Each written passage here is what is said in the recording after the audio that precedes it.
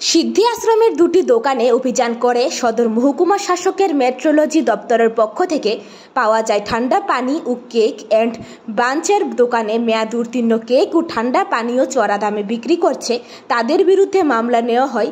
সংবাদ মাধ্যমকে জানান ফুড কন্ট্রোলার প্রদীপ কুমার ভৌমিক। আমরা আসলে সদর এনফোর্সমেন্ট টিম প্রতিনিয়ত আমরা মার্কেট ভিজিট করি। আজকে আমরা প্রথমে বটতলা বাজার ভিজিট করেছি, সেখানে আলু পেঁয়াজের মূল্য আমরা যাচাই করেছি।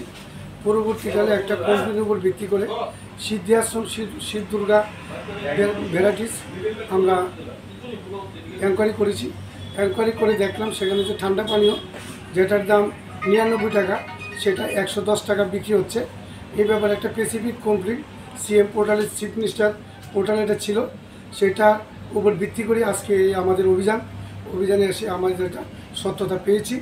তারপরে পাশাপাশি এখানে সেটা কেকস অ্যান্ড বান্সের একটা কাউন্টার আছে, সেখানে আমরা দেখলাম সেখানে যে কালার যে মিশ্রণ হয় কেকের মধ্যে, মিশ্রণগুলি সবটি আপনার এক্সপায়ারি আছে, এগুলি ঠিকভাবে হচ্ছে না এবং কেকের দোকানটা সাংঘাতিক অপরিষ্কার এবং কিছু কিছু কেক এখানে আছে অনেকগুলি আমরা দেখতে পাচ্ছি, সেইগুলি কোনো কবে তারা কিনেছে, কোথা থেকে কিনেছে কোনো কিছুই নেই এবং মালিকরা আমরা এখানে খবর করা সত্ত্বেও উনি আসেনি।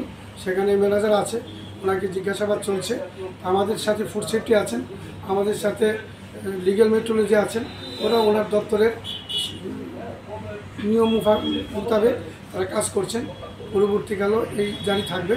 নমস্কার। তাদের বিরুদ্ধে কী রকম সিদ্ধান্ত নেওয়া হবে?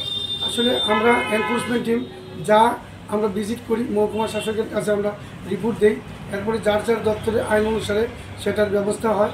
লিগ্যাল মেট্রোলজির যে মাপঝুঁকের যে ব্যাপারটা আছে ওটা তারা দেখে, এক্সপায়ারি যে গুডস সেটা ফুড সেফটি দেখে।